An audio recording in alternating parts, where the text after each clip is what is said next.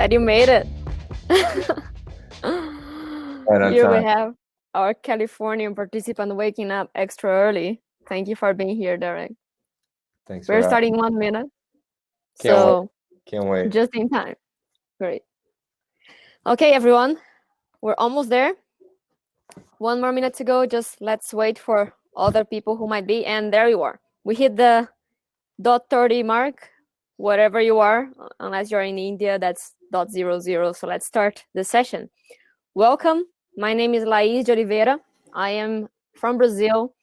I worked with some of you here before in building communities. In fact, Derek Anderson, one of our panelists, was my first boss in community building.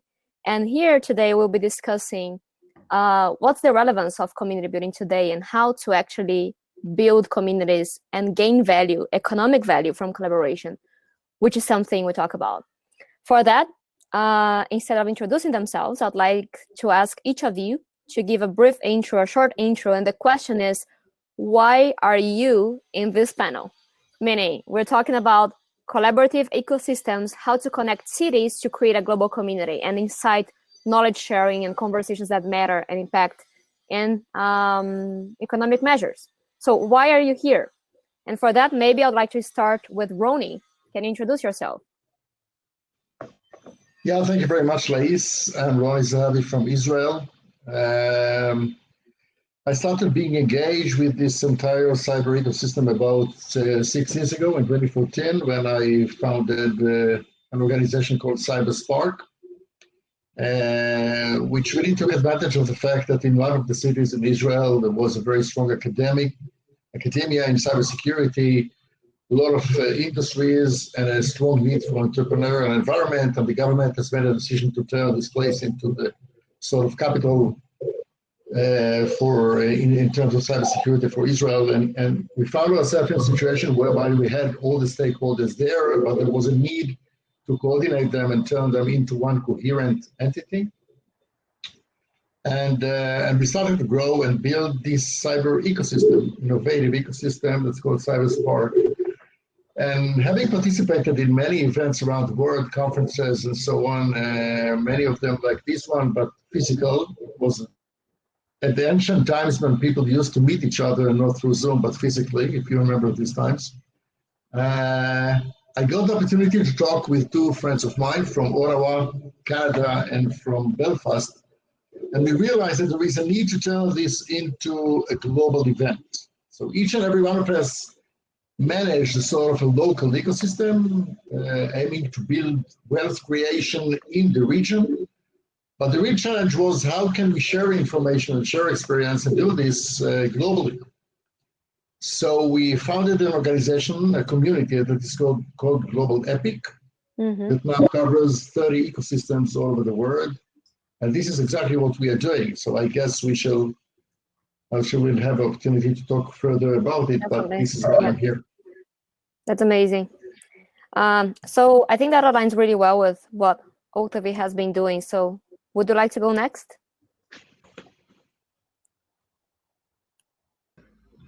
Hi, good afternoon from Barcelona. So I'm Octavi de la Varga, currently Secretary General of Metropolis. Metropolis is the global. Sorry? Is just me? Is everyone listening Octavi with echo, or is it only me? No? Okay, I'm sorry. Sorry, no. Very sorry. As said, so currently the Secretary General of Metropolis, which is the global organization of metropolitan areas and major cities from all around the world, with 138 members from all the regions. And it's interesting because before joining this panel, I never thought myself of being a community builder or connected in developing communities. So it was in preparing this conversation. Most of my professional career I've been involved in that without knowing about it.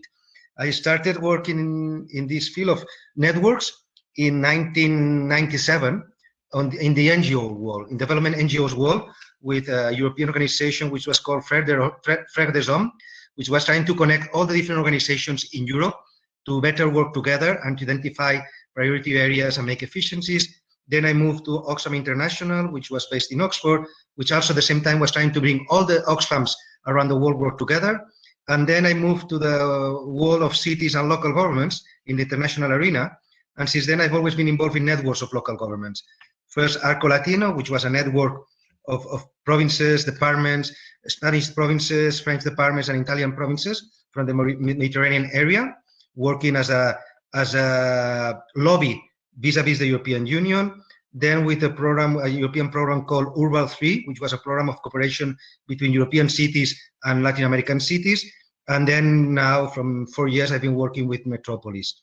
And this idea of connecting people, connecting actors, has been at the heart of my work all the time. Thank you, Octavi. Last but not least, would you like to introduce yourself?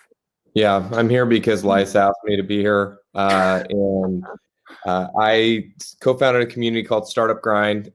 We help educate and connect entrepreneurs. We do that in 650 different cities around the world. We have 2 million members, part of that community. And we've been part of that, or started that about 10 years ago. And then 3 years ago, we completed a technology called Bevy, and to run our community at Startup Grind. And Bevy powers communities for companies like Salesforce and Atlassian and Slack, and others. And so we have seen a lot of communities, both in the enterprise and the education space, and others kind of build and scale their communities. So happy to be here. Thank you, Derek. And so let's start with this. Community has been ever more used as a word recently. Even more after COVID-19 crisis, we've started to listen to community quite a lot. And here we've heard from Global Epic to Metropolis to Bevy, how from public to private sector, this word is being often used.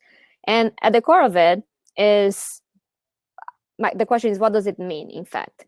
At Startup Genome, for instance, we were able to calculate the impact of global connectedness, proving that ecosystems which have founders who are more globally connected grow up to 2 times faster than others. But the question is here, why does it matter and why now? What does it even mean to build a global community in terms of impact, in terms of the results of it? So whoever would like to start, let's talk a little bit about what does this building a global community mean, in fact, for you? I'm happy to start. Go ahead. Well, you know, the community, the word community means a lot of different things to a lot of different people. There's a lot of different executions inside of community. But generally speaking, I think everyone in the world, you know, we have the loneliness epidemic kind of hitting fever pitch pre-COVID, post-COVID. I haven't even seen the stats yet on it. I can only imagine how much more lonely people are now than they were before COVID, because they're not seeing anyone. They have no human contact whatsoever. So, but community is all about belonging. It's all about being part of something that that shares your values, that shares deeply the things that you care about at your soul. And so, you know, the idea now, sort of in a post-COVID world, that companies and schools and you know, and other groups would want to try to help you feel more a part of something, to feel more belonging. It makes perfect sense with everything that we're all going through. For me, seeing this sort of trend speed up rapidly in the past 3 or 4 months, so we've been part of it for the last, you know, really 10 years. And it's been really exciting to see, because I definitely believe that community is a force for good in the world. But you know, really at its core, people want to feel like they belong. They want to find somewhere that they belong. And brands have been smart enough to realize that ad campaigns now more than ever are as ineffective as they've ever been. And they need to find real, deep, meaningful ways to connect with their customers, or their users, or their students, or whatever the group is. And community is building a community is a great way to do that. Adding a point before giving it back to Octavi and Roni for the same question. at the core of it, when you create belonging, you create a space for people to talk. And that talking to each other, just not brand talking to you or one key organization like government talking to people, and having instead people talking to people. That's at the core of it, right? And creating that space where people actually want to talk to each other and feel safe to do so. So how does that translate to cities and ecosystems, Roni and Octavi? Yeah, I think I fully agree about what Derek was saying about the values and how you build this sense of community. It's interesting to think in terms of local governments and cities. There has been an explosion of networks of cities. There is an expert which works for the University of Melbourne, Michele Acuto, who has been studying this process. And over the last 10 years, over than 200 networks of local governments have been developing around the world. And it's interesting because this goes aligned to the globalization process and to the development of the global agendas, like the Agenda 2030, the New Urban Agenda. So what you see is when there's a common goal, a common interest, then you join forces, either to influence this situation or either to work together to adapt. And in this sense, because of the complexities of the modern world and the complex world, you cannot, as a city, you cannot find the solutions only you by yourself. And sometimes even if you are competing with other cities, trying to attract talent and investments, you need to work with other peers, other cities, to find common solutions to the common problems. But of course, you need to create the right environment. You need to create trust. You need to share some values. Otherwise, having a common goal is not enough. But of course, you need this common goal. Thank you. And Roni, So, yeah. Go ahead. Can you hear me? Yes. Okay. So I would say the following. Before COVID-19, and since the establishment of Global Epic, we always referred to the cyber ecosystem or to the digitization ecosystem as something which is aimed at wealth creation, at developing the local region. What happened during COVID-19, which is very interesting, during the time of the pandemic, everybody was just very much focused on survivability. So let's make sure that I'm not affected and I'm healthy. Now we are entering the phase of the crisis recovery. So during the crisis recovery, people are starving to talk to others to understand how do they manage. How can I share your knowledge and I can share with you my knowledge and my expertise in terms of what we are doing? So we suddenly realized that Global Epic became to be a critical community platform whereby, for example, we are having webinars once in 2 weeks. And in those webinars, we bring together people from startups, people from academia, people from large corporates, people that are managing cities and regions. And we are sharing knowledge. And sometimes you listen to those webinars and you say, hey, what they're doing in the Basque country is a brilliant idea that I can adopt. I can do this. And then I share what I'm doing in Cyberspark and somebody else in Taiwan saying, this is a great idea. I could use that. So I think because COVID-19 was a global effect, a global pandemic that was common to everybody, then it opened, it brought down all walls and everybody feels very happy to share information and to share knowledge. Startup people, entrepreneurs are talking about what do you do with fundraising? What do you do with access to market? And there is so much information suddenly available on this platform, which is extremely valuable. And we feel it very strongly, in which people are asking us to conduct more and more webinars and tell us, what do we need to do? Give us ideas.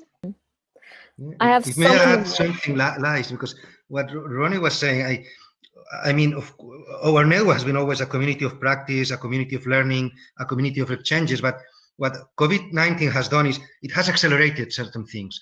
So we have developed new platforms of exchange, new platforms of learning, and there is a kind of thirst from our members to share more than even before. And I think that the COVID, we're learning a lot of what it has put more pressure on us, on to better deliver and to better share between us. Yeah, I have so many threads we could follow from here. And I'd like to point out a few things, and we will ask some 2 or 3 more questions before going to Q&A. with you guys in the chat. And so on one side, on the private sector, like Derek said, we have companies noticing that ads no longer work. It has accelerated that idea that you need to build something else, some other relationship for people to actually take you seriously. And on the other hand, we have the idea that holding back information is no longer valuable. Information is not power. So in other ideas is for you to learn more and faster, learning network. And that has been put in evidence by COVID-19 crisis. And now we need better platforms to foster those conversations. So I want to ask a little bit, how do you do that? Because I've seen a lot of alliances, of ecosystems. I've seen a lot of directories for mentors, which are global, fail at times because they aim to create a network, but there's always someone holding something, centralizing something that maybe does not enable that to happen. So how did you manage to foster those conversations and make it happen so that knowledge actually gets shared and spread through different cultures, or working with people with different goals at local level? So I'll start. We have a program in Global Epic that is called soft landing. The idea of soft landing is that people from one ecosystem can be hosted by people from other ecosystem, get acquainted with all the environment at the other places. So for example, people from Taiwan are very close engaged with people from The Hague in The Hague Security Delta, and they're working together and sharing with them what they're doing. But one of the things that are very typical at this era is that if you look at one stakeholder, they cannot sustain by themselves. There must be a sort of collaboration between stakeholders. So there are a couple of dimensions here. There is one dimension, which is the stakeholders. How does the government support the startups? How does the university support the startup? What about the students that were due to study and they have to close the facilities down? What about the investors? How can the government bridge the money and so on? This is on the regional level. Then there is another dimension, which is the global dimension. Because some of the investors, for example, are common to a lot of places. Some of the global corporates, you take IBM, you take Cisco, you take Microsoft, they are located in most of the places that currently members in Global Epic. So they are very interested to secure their locations and to see how they do this on a common policy. So if you can bring all those together and deal with it on a multi-dimensional, multidisciplinary manner, this is probably the only way that you can really overcome this crisis. At least this is what we do. So about not having one person own everything, but having that collaboration with multiple players playing a similar role. Yeah. Another element that in discussions with you before reminded me a lot of my birthplace in community building, let's say StartupGrind. We have these core values. One of them is making friends, not contacts. And as we talked with some of you, you do that. You do not only meet to talk about business, you build relationships. So how does that work for you? How do you create that intimacy in a way that people authentically share, not fearing to lose anything, but gaining by sharing? Trust. Yes, trust. And I suppose we are a network of public governments and local governments, and this is one issue that sometimes we don't say openly, but the scarcity of resources. It means that you cannot invest in everything, so sometimes you cannot invest having a technical team, having people looking for knowledge and for best practices. So being a part of a community that openly shares helps you a lot. So it's a kind of outsourcing without having to do the investment. And you build this trust because you know that if you give, others are going to give. And then it moves up to the personal part. I mean, that's, you see, when we have our meetings, and now I also see that everything runs very fluently in our network because we know each other. And you know that these people on the other side will be up to the demands. But of course, it takes a time. First, it takes a time to trust the organization, but then to trust the people representing the organization. I'd like to ask Dick on this note. So you started building this local chapters, communities across the entire world. I don't know how many chapters StartupGrind currently has because I lost count. And it initially was about locals building communities, and you had to trust all these people to represent your brand. And from there, we had Bevy, which is another conversation to have here about platforms that host community tech conversations, basically. But back to empowering people to represent our brand. How do you do that? If you want to have different chapters and create a network where every cell represents you, what's the key to success?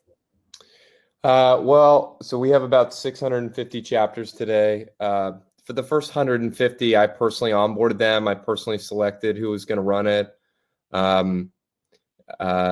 We made mistakes along the way of picking some of the wrong people, and then we picked a lot of right people. Look at the most fundamental level. It was always about values for us. If somebody shared our values, everything else sort of worked out. At the same time, you could see patterns with different types of people or people in certain situations that, would repeat mistakes. And so we could kind of have some pattern recognition there.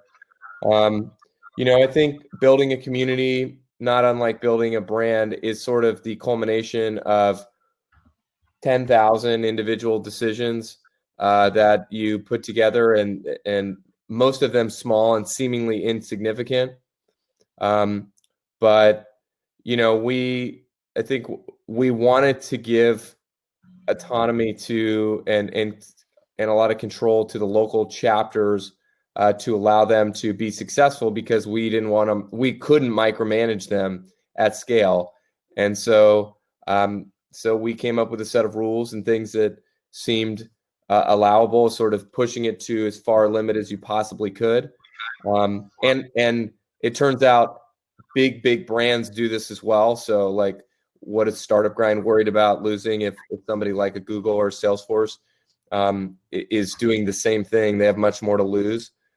So I think there's a level of trust there, and that, if you have people that have the same values and sort of seem credible, or you believe to be purely motivated, then you give them a shot, and hopefully it works out. And honestly, in my experience with thousands of volunteers over the years, I can only count on my hand a few times where I was embarrassed by what one of these people did.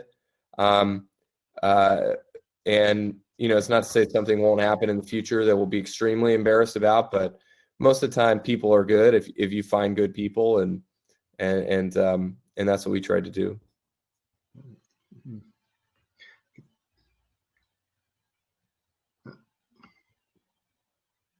Lais, there is a very interesting question by Dvora Rogers. I was muted also. I'm sorry. I just make a comment on there, which I've made that comment, but you didn't hear because my mic was muted. Sorry for that. That reminds me a little bit of this. We were talking about building trust, and there's a correlation between events and building trust. I see that we are asking about the future of encounters post-COVID, and we think of meetups and dinners as they play a key role in community building. And the question is, why does it matter? And why is it not about hosting one conference and then seeing them the next year? So how do you actually build trust over time through encounters, and how do you envision that happening now and in the recovery era? It's really interesting, because what I hear from some of my colleagues in our community, in our network, is they said, "Oh, I'm missing the meetings. No, I'm missing the traveling, but I'm missing the meetings, because apart from the meetings, there were the corridors." And it's not because we were conspiring in the corridors, but it was more the opportunity to build some ideas that sometimes rise during the meeting, to connect with people. So we need to, I think we don't have right now the answer, but we need to adapt to this new way of working that we have. We already, some of us we don't knew, but we have been kind of expanding, and we need to discover how we can connect in this different way, apart from having this Zoom or whatever meetings we are having. And I think something we are going to explore, because at least what we're seeing is easy to have these discussions online when you have already shared something before face to face, but then to start to build trust with people that you have not met before, it takes longer, I think. And that's something we'll need to explore together. Yeah, thank you. Yeah. Roni? Yeah, there are a couple of questions over here that are asking about what will be the, trying to predict what things are going to look like in, I don't know, maybe 6 months or 1 year. I personally tend. The reality is very resilient, and I believe that gradually things will come back to what we used to see before. Right now, it's very difficult to see because we are still in the middle of it, but things will get back to normality, so to speak. But I think what will be different is that we realize suddenly right now that there are a couple of things that are good, that we would like to preserve them. So even once, for example, if there is a vaccination and we are going out of COVID, we have experienced some different reality that we never suspected could even be. And we would like to maintain those kind of things. So still, I completely agree with Octavi that people are missing getting together and assembling together and getting to restaurants at the end of the day during conferences. And it's not only the panels and discussions. And I think that will stay there. What is very, to me, probably one of the things that will become very significant is the strength and the significance of community and the trust. And we, for example, in Global Epic, as I learned from both Derek and Octavi, probably for you too, we entered the crisis when we already had a substantial trust within the community. If we were to build the trust now, it would have been much more difficult. But we have managed to build it before, and it appeared to be very resilient. And we managed to be in a situation whereby this is a sort of club that new ecosystems are calling us and say, we would like to be members of the club, which is a good place to be. And I think the other thing that will happen is that through all those discussions, and we had a discussion today with OECD, we had a discussion today with other places, there are so many communities around the world, and we need to collaborate. We need to share information, and we need to work together. There's no reason why Global Epic would not work with Metropolis, and will not work with Bevy, and will not work with the Startup Genome and the rest of them. And just imagine that we can actually turn this into one huge resource of knowledge and expertise based on values and trust. I think that would turn into a new reality, and this is for us to do. I'd like to comment briefly on that before taking you to the questions from the chat, because we are running out of time very soon. That cadence is fundamental for community building, right? I learned this actually from StartupGrind again, and consistency. And it's something that we don't talk about because it's obvious, but I see that all of you have had a consistent meetup calendar in which you don't necessarily think of it, but at least monthly or every 6 months you have a meeting, you meet in person. And now the goal is how to keep that cadence of encounters, which creates familiarity and builds trust over time. Like, I feel like we know each other. Like, for instance, an anecdote is that there is a question here coming from Adrian, who I met in Thailand at a conference. So there's this invisible network of familiarity, which we build over time. How to create that now in practice, meaning what platforms are we going to use for that? What solutions do we have to advise people in this chat to keep these encounters alive and real? Well, on the one hand, something very interesting has happened, at least in our sector.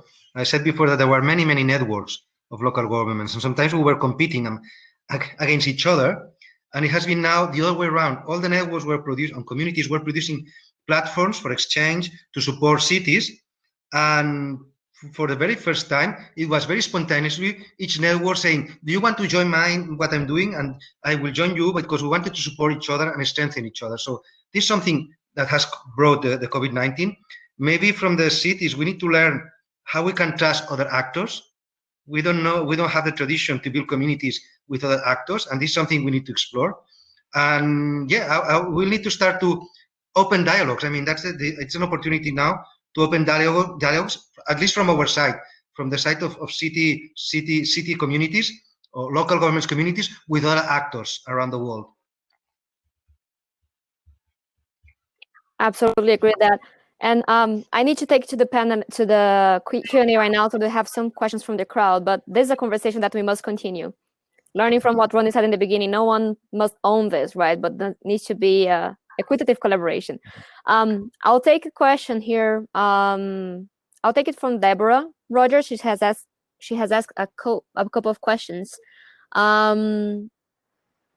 basically, how do you ensure, at the core of it, how do you ensure diversity in communities? We've been talking a lot. We have a majority male panel here. That's no news in the tech ecosystem. But how do we ensure that for job application, for talent, for community building, for leadership representativeness, there is diversity in our future communities? I'm happy to talk about that. I'm based in Palo Alto, California. Derek, sorry, you were muted. Can you start over? Can you hear me now? Yes. Okay.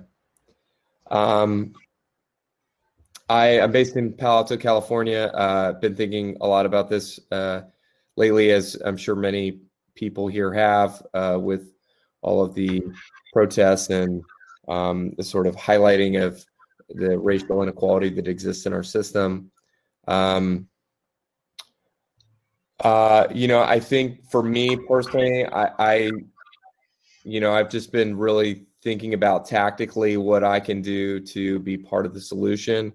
When it comes to hiring or getting different people from different backgrounds into my community or into my company, or applying for jobs that they're, people of color specifically are incredibly well suited for. I think what I've sort of, I think with, for instance, in our engineering roles that we have, maybe 2 out of 100 are people of color, generally, for the people that apply for those roles. This is probably a function of where we post the jobs, our own networks inside of tech, and maybe just us being lazy and not doing a good job with it. Certainly, we've talked about it, and we've tried to improve the ratio of people of color inside of our own community, and also specifically the Black community in the United States, participating in that. What I've found in the last few weeks, as I've just tried to personally work on, again, just sort of forcing a solution here to the problem that we have, and that is just getting enough resumes from these different groups. That I've personally been spending hours on LinkedIn looking at resumes, looking for people. I've been looking for people outside of technology to bring into the technology world, which requires and really you have to facilitate a different type of resume for that, a different type of background for that. And when I have spoken with people outside of tech who come from a diverse background, I've been incredibly surprised and I mean, I don't know if I've been surprised, but I've just been really excited with the results of seeing those people and what skills they could bring to the table and bringing them in. So I think the main takeaway that I would share here is just that if you want to bring a diverse group of people inside of your community, you need to go actively spend incredible amounts of time and energy and force those conversations and do cold outreach and send cold emails and beg people to get on the phone with you and try to just do everything you can do to just get the fire started. And I think maybe once the fire gets started, you can get a lot of just the ball will be rolling downhill and get from there. Amazing. So you gotta break the bubble somehow. Amazing, thank you. Octavi, Roni, last considerations here. Yeah, I think this is one of the challenges, the digital gap. Mm-hmm. The digital gap, and the COVID has shown this is one of the challenges for the right now and for the next years.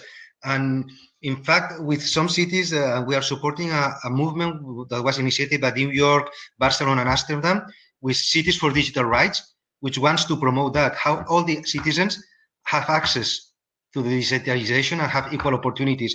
And also it's very interesting that also at the level of cities in our networks, not all the cities are prepared. And as well, when you develop projects, when you develop programs, not all the cities can be part of these programs because they don't have the digital capacities. And this is something we need to be aware. Yeah, probably. I would like to add one thing, and I fully agree with the things that Derek and Octavi said. I would like to add the aspect of developing countries. And I think this is an opportunity for us, the developed countries, because we have responsibility. And I think this is the time for us in terms of digitization, in terms of getting and promoting, and Deborah asked about women in that sense. One of the things that we would like very much to look forward in Global Epic is to embrace developing countries.